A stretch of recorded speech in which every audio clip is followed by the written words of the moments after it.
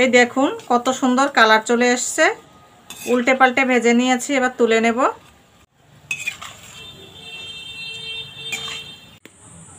এই দেখুন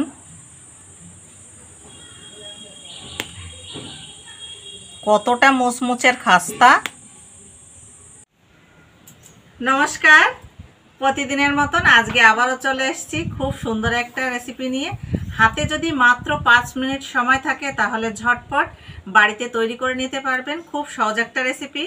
আপনারা চা বসিয়ে যদি মনে করেন যে এই রেসিপিটা তৈরি করবেন, তাহলে চা হতে হতে আপনারা ঝটপট এই রেসিপিটা তৈরি করতে পারবেন। তো আজকে করব বিস্কুটের রেসিপি। আপনারা তো অনেক ধরনের অনেক বিস্কুট খেয়ে থাকেন চায়ের সঙ্গে, তবে আজকে আমি যেভাবে বিস্কুটটা তৈরি করে দেখাবো একদম সহজ। আপনারা স্কিপ না করে পুরো ভিডিওটা দেখুন, আশা করি খুবই ভালো লাগবে। তার আগে আপনাদের সঙ্গে আমি একজনকে পরিচয় করিয়ে দেব, আমার বৌমা। বৌমা মানে তো মেয়েরই মতো, তাই না? তো যাই হোক, আপনাদের সঙ্গে এখন পরিচয় করিয়ে দেব। আসো বৌমা, এদিকে আসো, পরিচয় করিয়ে দিই। এটা আমার বৌমা, আর দেখেই তো বুঝতে পারছেন কত বাচ্চা মেয়ে, যার জন্য শাড়িটারি পরতে দেই না, বলি যে নাইটি চুড়িদার এটাই পর, ঠিকঠাক সামলাতে পারে না। যাই হোক, তো বৌমার একটা চ্যানেল আছে ইউটিউব এবং ফেসবুকে। তো চ্যানেলটার নাম বলে দাও। আমার চ্যানেলের নাম প্রিয়াঙ্কা বিশ্বাস। সবাই তো সাপোর্ট করবে, পাশে থাকবে। তো এটাই আপনাদেরকে অনুরোধ করছি, আমার যে সকল বন্ধুরা ফেসবুক এবং ইউটিউবে আছেন প্রত্যেককেই আমি বলবো আমার বৌমাকে আপনারা সাপোর্ট করবেন। আর আপনাদের সাপোর্ট না হলে তো আমাদের কখনোই সম্ভব না এগোনো। তাই বলছি আপনারা একটু সাপোর্ট করবেন, দেখবেন ও খুব ভালো ভালো ভিডিও বানায়। তো যাই হোক, কথা না বাড়িয়ে এখন আমি রান্নাটা শুরু করব, আপনারা তাহলে দেখতে থাকুন। তো বন্ধুরা, এখানে আমি এই বাটি মাপ করে হাফ বাটি চিনি নিয়েছি।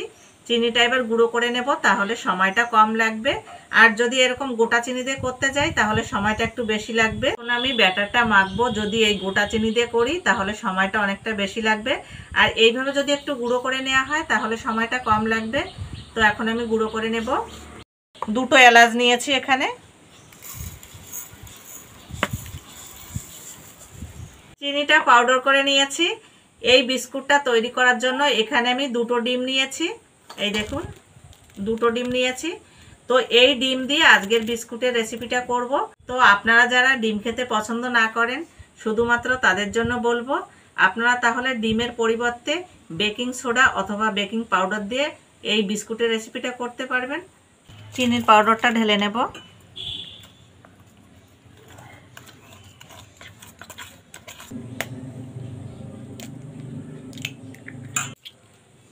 এক চামচ কালো জিরা, 2 চামচ ঘি,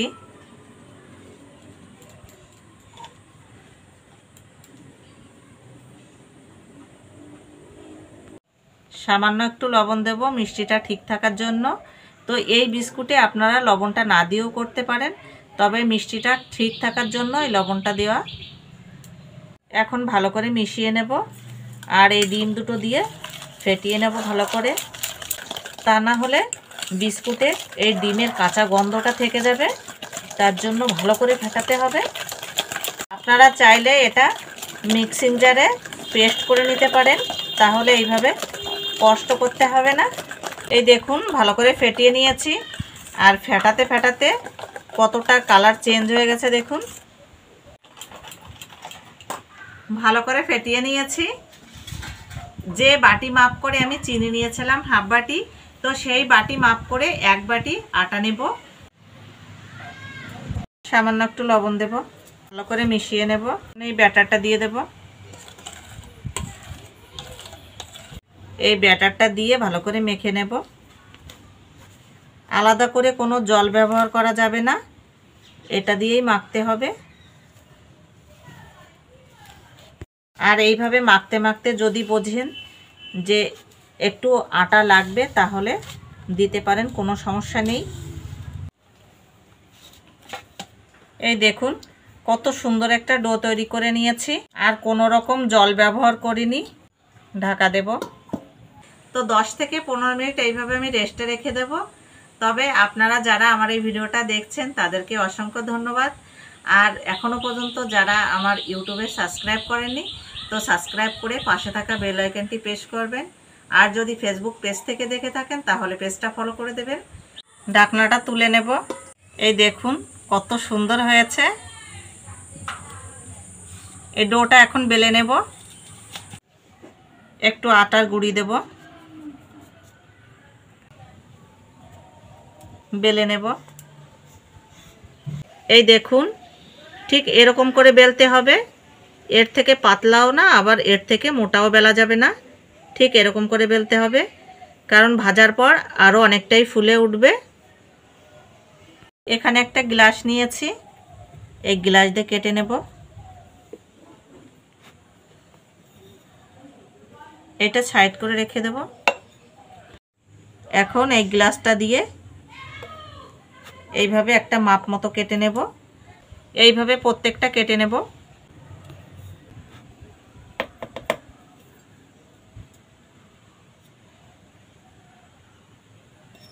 এই দেখুন সবগুলো আমি গ্লাস দিয়ে কেটে রেডি করে নিয়েছি।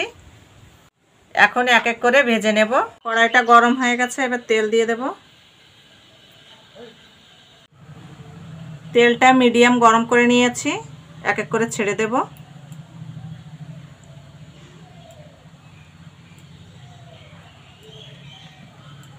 এই দেখুন কত সুন্দর ভেসে উঠেছে এক এক করে। এইবার উল্টে দেব। এইভাবে মিডিয়াম আছে উল্টে পাল্টে ভেজে নিতে হবে। এই দেখুন কত সুন্দর কালার চলে এসছে।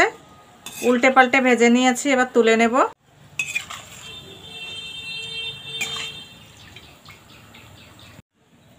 একইভাবে আবারও দিয়ে দেব। এইগুলো উল্টে পাল্টে ভেজে নিয়েছি। দেখুন বিস্কুটগুলো কতটা মুচমুচে, আওয়াজ শুনে নিশ্চয়ই বুঝতে পারছেন।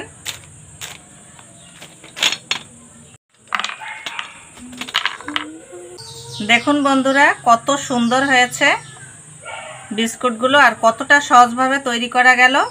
এখান থেকে এখন একটা ভেঙে দেখাই আপনাদের। এই দেখুন